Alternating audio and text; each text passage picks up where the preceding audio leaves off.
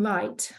So it's from when I first noticed things were going wrong with my abilities. And what was that last bit of the question? So from when you first noticed things going wrong to when you got your diagnosis. When I got the diagnosis, yes. Oh, wow. So lots of little lines. Yes, it was like an explosion. It was not an immediate explosion over a period of maybe a year or so, where all this was happening and I couldn't understand what was happening. And then as the journey progressed with the assessments and everything, I started to get a little bit of understanding. And then the huge relief, I found it a huge relief when I got the diagnosis. It would have been better to have found out there was nothing wrong with you, but I knew there was something wrong with me.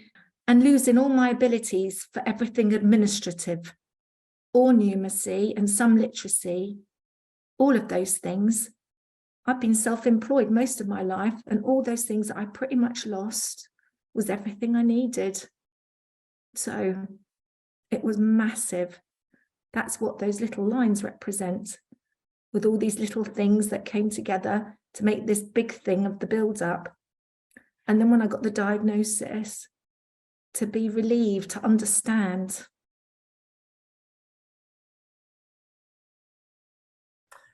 Well, I was just very, very low, driving to work, feeling like I wanted to end my life every day. It was ridiculous. And I was just getting just very low, more than anything, and a bit confused with some things, I've done my same job for years in a school, and I was just getting a bit muddled with some things. It was a bit odd, just something wasn't right, feeling right. And they kept saying, oh, it's possibly what women get when they're in their 50s. Menopause. It was all a bit odd, just took a while. But it's understandable because it's complicated, I suppose. So when I see that line, I notice that you've used a very small amount of paper. It's all squeezed to the side there.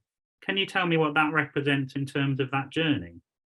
It was I remember going to the memory clinic with my husband and then doing different checks and things, and then taking us in once and saying, no, everything seems fine. And it was frustrating because we knew everything wasn't fine, So it was just like downward feeling, just very low, because I felt like it was almost as if I was making it up.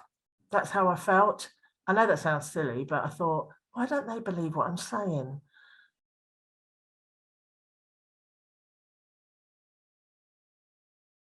I guess from my black box, probably from when I moved in with mum, we didn't really get any initial support. There was probably about 6 months between my first little round circle where I found a local carer support group. And we got peer support, really. The actual people that run it weren't great with information, but you kind of found other people in similar caring roles. Then I guess I found a dancing or singing group. That was a bit of a social thing where mum could be whoever she was that day, and you didn't have to explain. Mum wanted to go around banging the chairs or smashing things.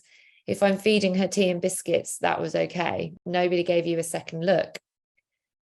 Then we found a dancing group, which was another independently run thing. Between all of those, it was endlessly trying to get support because everybody tells you that there is support out there. Phone this organisation or that organisation, speak to your district nurse, speak to this person. Really, that bit is absolutely exhausting. So I guess your energy levels are going downhill. I think the further you run down the hill, you realise you're actually spending more time chasing up things that aren't going to go anywhere. Mum's dementia is not really, it's basically Alzheimer's, which is genetic, but early onset. So there isn't anywhere around for early onset Alzheimer's.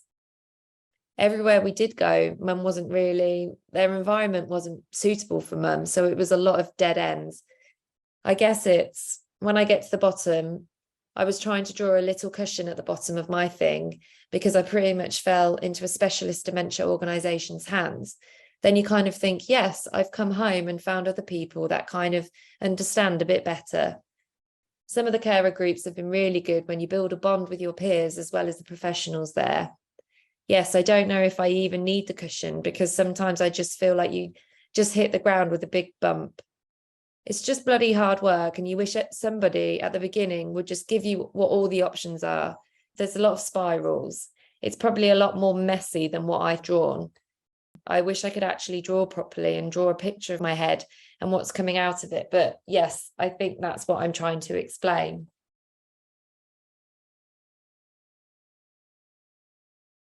So you sort of pointed to that bit at the beginning there a moment ago. Can you tell me if there's something specific about the shape of the line there is capturing about your experience?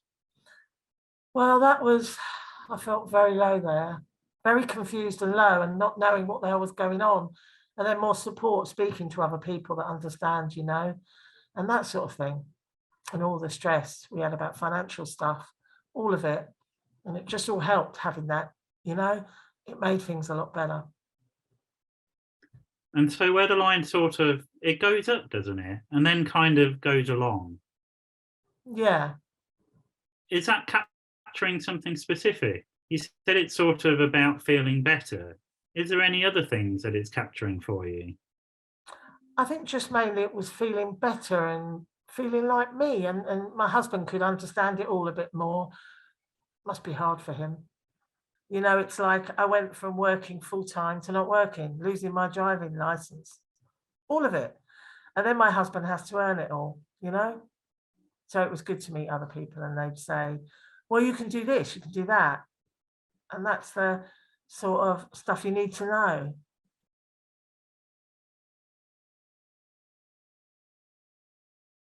Then basically, these are showing ups, downs, like super stress dropping down to bottom. I almost would say that these sorts of low ebbs are indicators of my mood and my feeling hopeless, feeling helpless, the sense of loss. I would say at the beginning with the support up and down, and then there was a period, probably say, well, this last year has been particularly difficult, when here, for example, the stress level for me was unending. There is an arrow pointing where it doesn't, and the line doesn't end there. The transition between, okay, this is our life, my role now is a caretaker for the rest of it. The hopes and dreams that we had together are no longer. The fact that when he can no longer go, that means I can no longer go. Yes. Then the ups and downs, because there is a lot of the emotion that goes with that. The selfishness, you shouldn't feel that way. As well, I think the heavier lines indicate that I'm kind of in this by myself, because he doesn't have the capacity to understand. His emotional piece is completely cut off, because that's one of the first things to go. I had to grieve and go through the loss of that. My best friend can't support me anymore because he's not available to access that. So there was a lot of ups, and my ups are not good ups. My ups tend to be where the stress is the highest, where the grieving was the highest, in that he's not there for me anymore. So when I'm having an anxiety attack, who do I turn to now? That kind of stuff.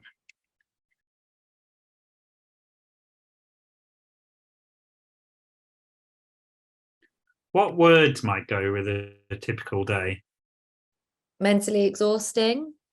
Yes, I think for me, mum's now got to a place where she's actually quite calm, and we've got a good routine for her. So she's stable, because I'm just exhausted. And 4.5 years down the line, I struggle to concentrate on anything for a long period of time. So yes, we're like two extremes. Mum is actually quite stable and calm. My emotions are quite erratic. My energy levels are very depleted. Yes, if you want one word, I don't know. It's Groundhog Day. There's no Christmas, there's no COVID, there's no Brexit, there's no anything in our world. It's the same day in and day out. Making sure the dogs are exercised and mum gets the right care. Her skin is good, her clothes are clean. As long as she's fed and watered and it's gone in one end and come out the other, that's mum. I always want to achieve more. I want better standards for mum. I'm trying to chase things to get more awareness and more services. So when I get to my stage in the future, there is better help. I've got constant dialogue in my head all day as to how I need to be more productive, which is really a way to, I need to make a better future for change all of dementia land for everybody that's going down this route. But yeah.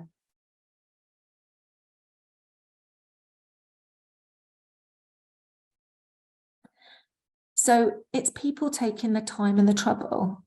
And where we've got a little bit of a hook as we go up, that's me. Okay, so those little hooks are not depicting, oh, the support went down. Those little hooks are actually depicting me, where I might have, obviously on this journey, on this mountain that I'm climbing, where I've got the support and we're getting, and I'm not saying we're near the summit, but we're starting to see the lovely bright sunshine and the snow-capped tops. This is me having my days of, oh goodness me, along the way, coming to terms with things. But to show a truthful line, it's not a straight line, but it's a climbing line, because all of you guys, every single one of you, excuse me, have actually kept me on that mountain path. So I haven't strayed too far off piste, and you've kept me safe. And that's the only way I can describe it.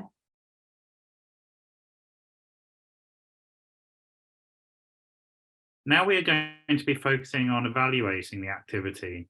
Now, you shared a lot, and I guess that must have involved some strong emotions, but I'd like you to, as honestly as you can, give feedback about describing your experience drawing the lines to capture the different aspects. So to me, the flexibility is there with lines, but it's not at first. I thought, well, how on earth can you draw what represents? Because a line to most people is a straight line. The person actually has to just switch off. Well, what I did was, okay, what was that like? If I'm demonstrating this in lines, what was that like? So I think expression, it allows you to express yourself, that's it. Do you think this activity would be helpful for other people, either with dementia or who are caring for someone with dementia? It could be used in quite a therapeutic way to talk and draw at the same time. Even if you were listening in a group chat, just have papers and things and colour in as you go and draw and colour. See your moods change. I think if I could sit down and concentrate, drawing would be a good exercise, either to take yourself away from everything or try to express yourself through drawing. Can you describe what it was like to draw these lines about your experience? A bit strange to draw it as a line, if I'm honest. Yeah, but easy. In what way strange?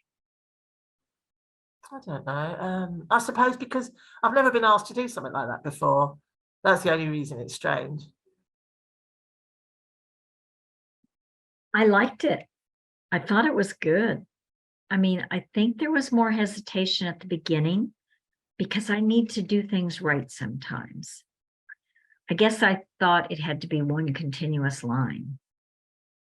I would like more color, not just one. That would make it fun, but then you'd be here forever. I think it's really important that we are aware that the regular person has no idea. We have no idea, is all alone. It's even more important for me to give back into, to tell my story, and to help people like you who are trying to make a difference. It made me think of things that I haven't thought about in a while. Also, I think at the end, I realize how far I've come. I'm looking at this as a therapeutic kind of situation, right? Even with you. Yes, you are gathering information, but it's therapeutic for me. I think it's important to get out of yourself and to think, okay, yes, I have accomplished things. Yes, I have made strides. Yes, it's not all down every day. You know, I think by taking a pencil to paper and being free, the emotions, the feelings, really, I found this exercise was really feeling based. Yes, I moved into feelings almost immediately.